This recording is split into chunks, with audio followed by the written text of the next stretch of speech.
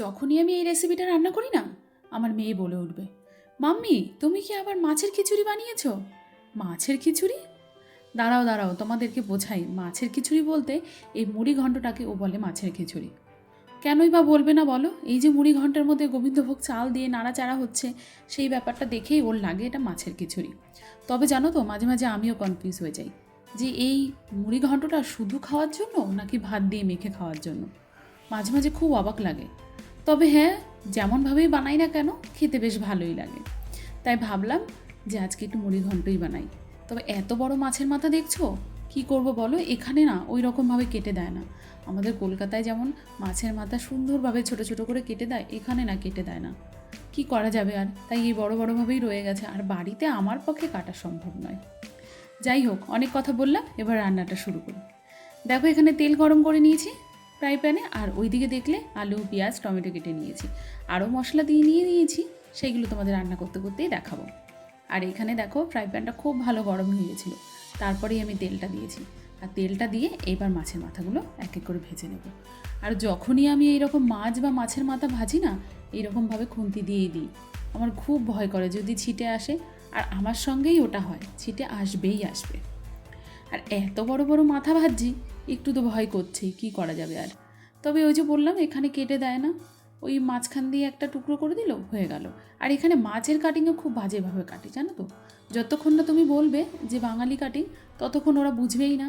ওই আবল তাবল কী রকমভাবে কেটে দেবে, আর সেটা দেখে না মানে ভক্তিও হবে না, আর মাছও খেতে ইচ্ছে করবে না। ভালো করে কেটে দেয়নি বলে দেখো না, মাছের মাথাগুলো না ভাজতেও আমার খুব অসুবিধে হচ্ছে। এত এত বড় বড় মাথা। যাই হোক, কষ্ট করে ভাজতে হবে। আর তোমাদের না আমি দেখাতে ভুলে গেছিলাম, এই মাছের মাথাগুলোর মধ্যে না আমি একটু তেলও মাখিয়ে নিয়েছিলাম। তেল মাখালে কি হয় বলো তো, ওই মাছের মাথাগুলো না মানে কম ফাটে, যেহেতু মানে তেলটা গায়ে লাগানো থাকে তো। আর অবশ্যই এটা আমি আমার শাশুড়ি মায়ের কাছ থেকেই শিখেছি।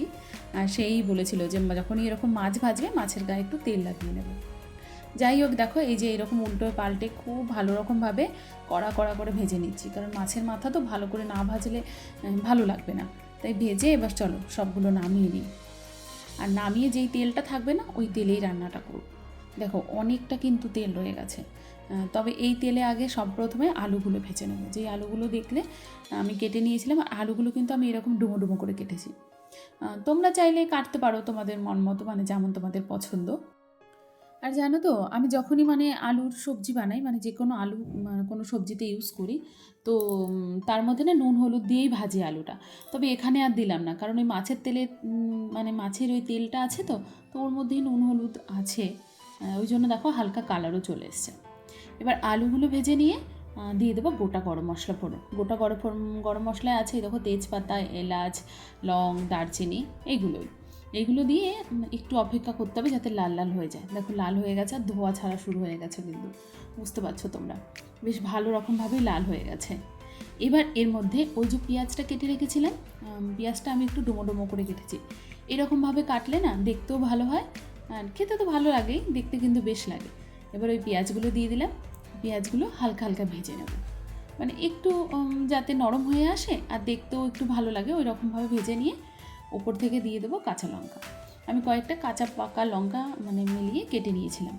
আর দিয়ে দিলাম টমেটো, একটা বড় সাইজের টমেটো নিয়েছিলাম, ওটাকে ওই রকম ডোমো ডোমো করে কেটেছি, মানে একটু বড় বড় করে, ওটা দিয়ে দিলাম।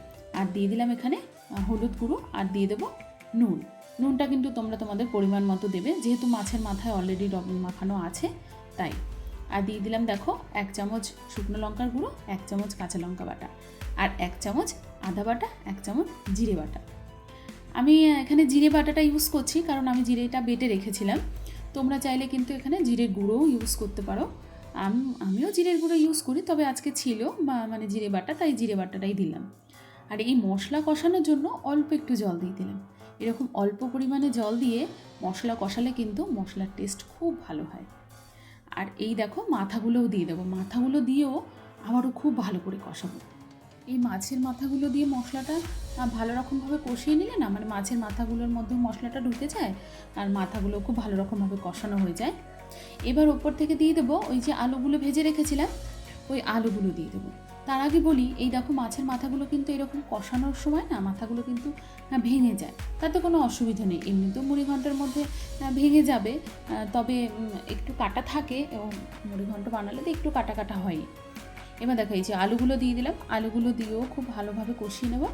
এবার কষানোর পরে আমি কিন্তু ওই যে চালটা রেখেছিলাম, মানে গোবিন্দভোগ চালটা, ওটা কিন্তু আমি খুব ভালো করে ধুয়ে নিয়েছিলাম, ধুয়ে জলটা ঝরিয়ে নিয়েছিলাম। এবার ওই গোবিন্দভোগ চালটা ওপর থেকে দিয়ে দেবো। আর অবশ্যই এই গোবিন্দভোগ চালের পরিমাণটা তোমরা তোমাদের আন্দাজ মতো দেবে। মানে কেউ কেউ এটা মানে একদম ঝরো ঝরো যেটা হয় সেটা খেতে ভালোবাসে মুড়িঘণ্ট, আবার কেউ আছে যেটা সবজির মতো হয়, মানে একটু ঝোল ঝোল মতো মাখা মাখা, ওটা খেতে ভালোবাসে, ওটা বানায়। তবে আমি একটু আজকে মাখা মাখাই বানাবো। আমি আর আজকে মানে যেটা একদম ঝড়ো ঝড়ো হয়, যেটা মানে পোলাও টাইপের হয়, ওই রকম বানাচ্ছি না। তো ওই জন্য আমি আমার এই চালের পরিমাণটা একটু কমই দিয়েছি। আর অবশ্যই এটা গোবিন্দভোগ চাল, খুব সুন্দর গন্ধ ওটাতে ছিল, ওই চালটাই আমি দিয়েছি। আর জলটাও তোমরা তোমাদের পরিমাণ মতো দেবে। দেখো এখানে জলটাও কিন্তু আমি পরিমাণ মতোই দিয়েছি, যাতে মানে চালটাও সেদ্ধ হয়ে যায়, আর আলু আছে, আলুও একটু জল টানবে, এইভাবেই দিয়েছি। দেখো আমি যেই রকমভাবে রান্না করি আমি সেই রকমভাবেই তোমাদেরকে দেখাচ্ছি। এবার তোমরা কে কেমনভাবে রান্না করো অবশ্যই জানিও, আর কে খেতে ভালোবাসে এই জিনিসটা সেটাও জানিও। দেখো অনেকটা চালটা সেদ্ধ হয়ে গেছে, কারণ আমি ঢেকে দিয়েছিলাম, ঢেকে দিলে বেশ ভালো হয় রান্নাটা। ঢেকে দিয়েছিলাম, দেখো আলুও সেদ্ধ হয়ে গেছে আর চালটাও সেদ্ধ হয়ে গেছে, মানে মোটামুটিভাবে মুড়িঘণ্ট তৈরি হয়ে গেছে। এবার ওপর থেকে দেব গরম মশলার গুঁড়ো। মানে অনেকে আবার গরম মশলার জায়গায় একটা ভাজা মশলা তৈরি করে নেয়, ভাজা মশলার গুঁড়োও দিতে পারো, সেটা তোমাদের পছন্দ। আর দিয়ে দিলাম 1 চামচ ঘি, ঘিটা অবশ্যই দিও, বেশ ভালো লাগে খেতে ঘি দিলে। ব্যাস রেডি আমার মুড়িঘণ্ট, বা বলতে পারো আমার মেয়ের ভাষায় বলবো মাছের মাথা দিয়ে খিচুড়ি। বেশ ভালোই লাগে খেতে, জানো তো। চলো, এই দেখো কি সুন্দর দেখতে হয়েছে না, দেখতেও ভালো লাগে, খেতেও ভালো লাগে। তবে দেখো আজকে কিন্তু আমার একটু ওই যে বললাম মাখা মাখা টাইপের ওই রকম হয়েছে। তোমরা চাইলে কিন্তু এটা মানে ঝরঝরেও রাখতে পারো, যেটা তোমাদের পছন্দ।